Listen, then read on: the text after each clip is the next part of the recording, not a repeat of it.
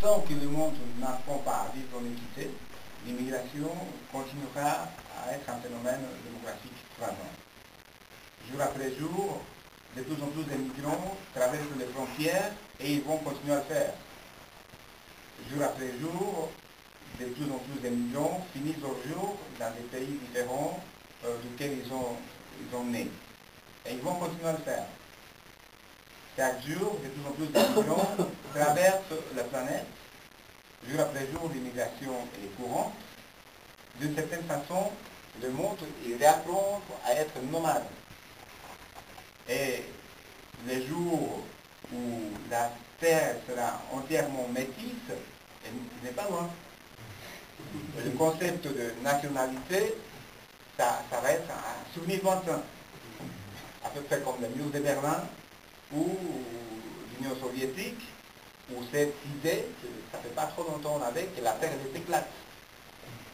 Donc on est quand même dans une continuité historique dans laquelle nous, chacun d'entre nous, et c'est là où pour moi c'est important la discussion, parce qu'on ne parle pas d'égalité abstraite, on parle de nos vies.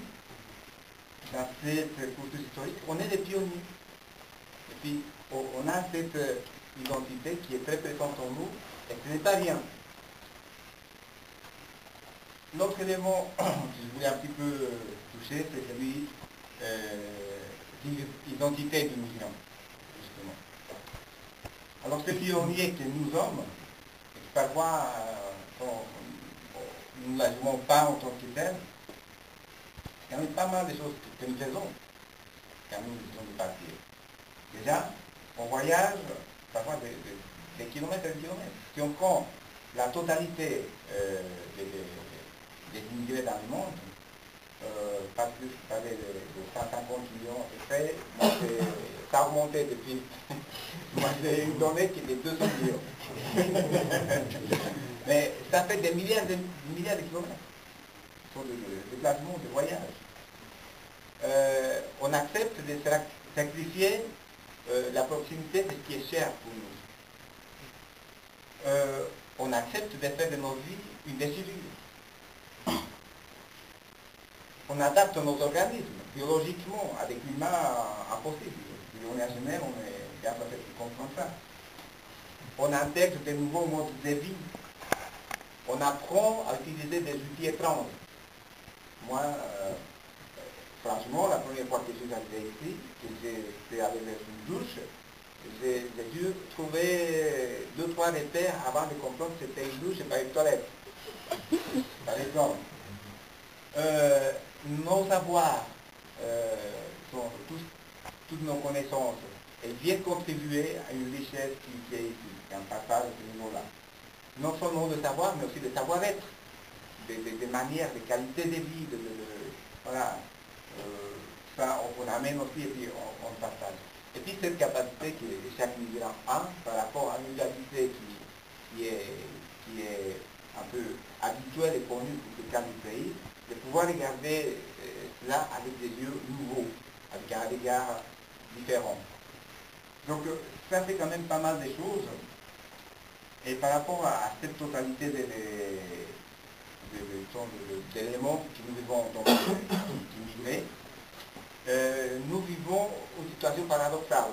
Parce que, ça, vous l'avez peut-être senti, du moment où nous quittons nos pays, par la force des choses, nous entrons au moins dans une double citoyenneté.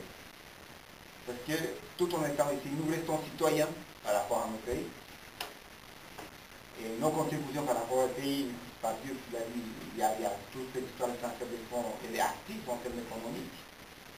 Et elle est active aussi en termes culturels, parce que comme le représentant de l'ambassadeur le disait, et ce n'est pas des logiments que ça dit, c'est une vérité vraie. Il n'y a pas de meilleurs ambassadeurs que nous-mêmes.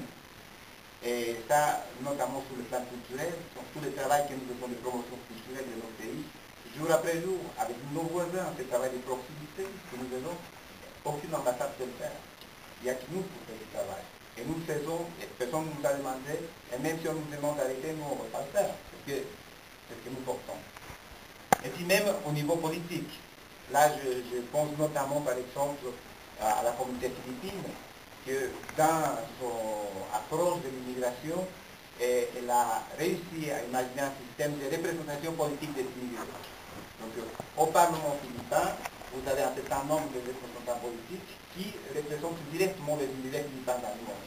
Donc, il y a aussi un regard par rapport à ça, et qui est un regard important, parce que le fait d'avoir voyagé, le fait d'avoir contrasté nos repères à d'autres repères, nous a permis d'enrichir la discussion, de comprendre différemment même nos propres réalités. Du coup, on peut apporter différemment au débat politique aussi sur le pays.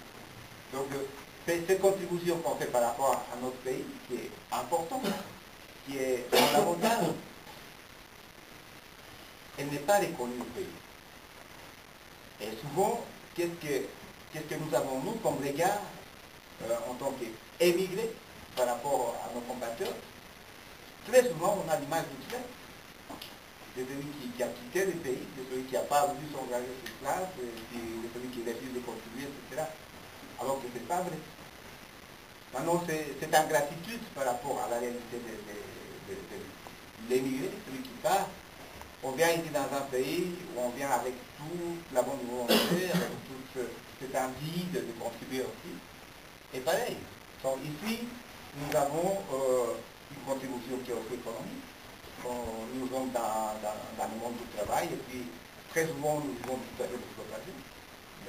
On s'accommode, mais on travaille quand même, et puis on participe au développement économique des pays qui nous accueillent. On oxygène la culture locale avec nos pratiques, avec nos manières de voir, nos manières de penser. Surtout dans les sociétés comme la société suisse, par exemple, qui a de la peine à évoluer, qui a de la peine à ouvrir, qui a de la peine à comprendre les choses d'une manière différente. Nos points de vue, ils éclairent et puis ils amènent une richesse énorme. Et puis, par le point de vue politique, peu à peu, les droits politiques sont accordés aux citoyens immigrés. Et notre contribution aussi au débat politique, ça c'est quelque chose qu'on a vécu d'une manière très proche au niveau des cultures, elle est aussi importante.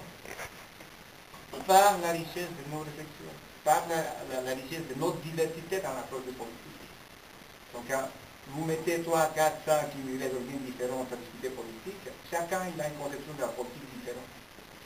Chacun a un raisonnement qui est alimenté par d'autres repères, et quand on met ça ensemble et qu'on arrive à faire une discussion, j'étais surpris à chaque fois qu'on a eu des débats de cette culturelle, de voir la qualité du débat, la façon dont on arrive à croiser ses points de vue et puis obtenir des points de vue très équilibrés. Et quand on a fait des votations symboliques à la maison culturelle, chaque fois qu'il y avait eu des discussions, des votations ici sur Genève, discussion que nous étions à peu près 2 semaines avant les vraies votations ici, à chaque fois on a tombé sur le même résultat. À tel point qu'on se dit, si on a cette fonction pronostique, si les immigrés, quand ils se réunissent ensemble et qu'ils discutent politique, ils arrivent à avoir un avis qui correspond à l'avis des Suisses, alors ils devraient nous déléguer cette tâche. Et puis nous, faire les votations à notre place.